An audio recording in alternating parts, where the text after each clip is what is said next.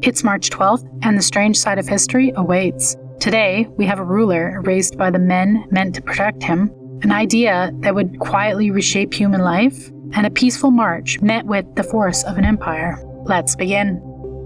On March 12th, in the year 222, the streets of Rome were about to witness a violent end of one of Rome's most controversial rulers, Emperor Alagabus. He had taken the throne as a teenager, just 14 years old, and his reign quickly became infamous. Ancient writers described a young ruler obsessed with the worship of the Syrian sun god Elagabo, who he tried to elevate above Rome's traditional gods. Temples were reshaped, religious ceremonies were altered, and within the halls of power, whispers grew louder.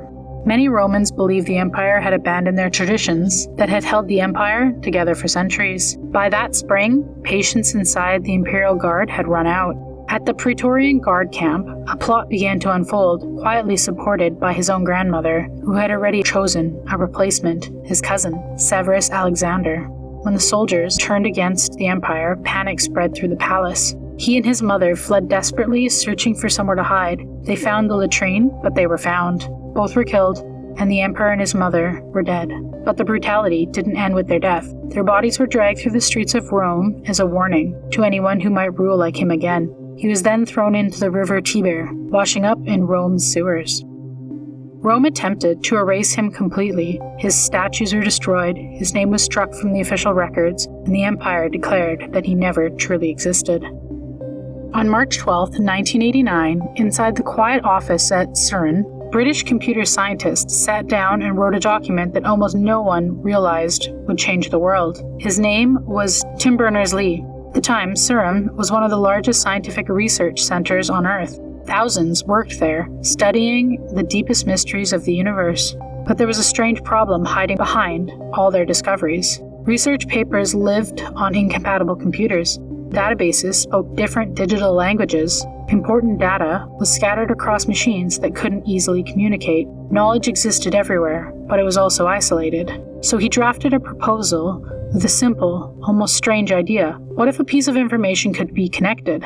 His document was called the Information Management Proposal. In it, he described a system of linked digital documents, a web of information. Anyone could navigate from one idea to the other. Pages connected by invisible threads. Click one link and it leads somewhere else. These concepts relied on three simple tools: HTML, HTTP, and URLs, addresses for the information that could exist anywhere in the world. Over the next year, the idea quickly came to life. By the late 1990s, the first web server and the first web browser were running on a single computer at CERN. A few years later, they would then release it to the public. One quiet proposal eventually connected billions of people. On March 12, 1930, a quiet procession stepped out of Western India. Walking at its front was Gandhi. There were only 78 followers with him at that morning, no weapons, no banners, just a long road of 240 miles stretching towards the Arabian Sea. Their destination was a small coastal village of Dundee, but the journey wasn't just about distance, it was about salt. The British Empire controlled India's salt supply, forcing millions of people to pay tax on something as basic as the mineral to preserve their food and sustain their bodies. Gandhi's plan was simple and quietly defiant: walk to the sea and make salt. As the march moved, something strange began to happen. People started joining. Dozens became hundreds, hundreds became thousands. By the time they reached Dundee in April, the entire country seemed to be watching. He bent down at the shore, lifted a hand of salt mud, and broke the law. Across India, others followed. Peaceful protests spread everywhere, but the response was brutal. At the Harasana salt works, volunteers approached British-controlled salt factories in silent lines. Police met them with clubs, and the protesters didn't fight back. They simply stepped forward and endured the blows. By the end of the year, more than 60,000 people, including Gandhi himself, had been arrested. The Salt March started with just 78 people, but within weeks, thousands had joined.